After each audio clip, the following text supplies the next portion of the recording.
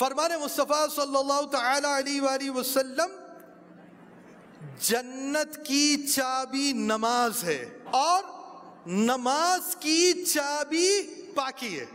مفتی احمد یار خان رحمت اللہ تعالی علیہ ارشاد فرماتے ہیں شرح اگرچہ نماز کی شرائط بہت ہیں، وقت، قبلے کو منہ ہونا وغیرہ، لیکن طہارت بہت اہم ہے، اسی لیے اسے نماز کی چابی کہا گیا۔ لفظ طہارت، کیا ہم اس طہارت کو صفائی کہیں گے، کلینس کہیں گے؟ اس لفظ کے معنی کیا ہیں؟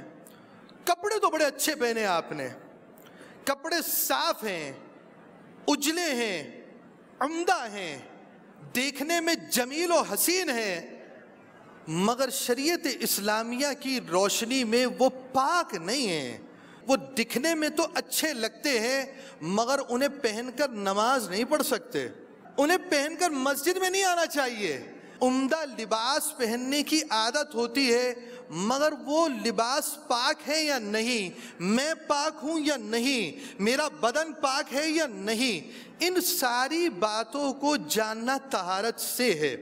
ہر عاقل و بالغ مسلمان مرد و عورت کے لیے طہارت کے وہ احکام سیکھنے فرض عین ہیں جن سے نماز درست ہو سکے۔ طہارت میں 3 چیزیں آئیں گی۔ پہلی چیز نمازی کا پاک ہونا، آپ پاک ہیں، آپ کا لباس پاک ہونا، اور اس کے ساتھ جس جگہ نماز پڑھ رہے ہیں اس کا پاک ہونا۔ اللہ پاک نے تم پر نماز کو فرض کیا ہے، عبادت کو لازم کیا ہے، تو شریعت اسلامیہ نے وہ عبادت کیسے کرنی ہے وہ بھی ہمیں بیان کیا ہے، اور ساتھ ہی ساتھ اس عبادت کو کرنے والا اللہ رب العالمین کی اطاعت کرنے والے کو جنت عطا کرنی جائے گی کہ اللہ پاک اپنے فضل سے اپنی عبادت کرنے والوں کو جنت عطا فرمائے گا۔ وہ اعلیٰ نعمتوں کا مقام ہے، اس میں ایسی نعمتیں ہیں کہ جو کسی آنکھ نے نہیں دیکھی، کسی کان نے نہیں سنی، بلکہ دلوں پر اس کا خطرہ نہیں گزرا۔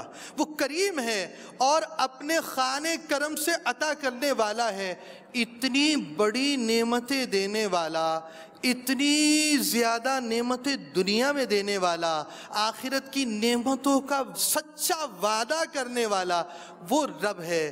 مسلمان کے مسلمان ہونے کا تقاضا بھی یہ ہے کہ وہ اللہ پاک کی عبادت کرے، عبادت کرے، عبادت کرے، اور کیسی کرے؟ جیسی عبادت کا اس نے حکم دیا ہے۔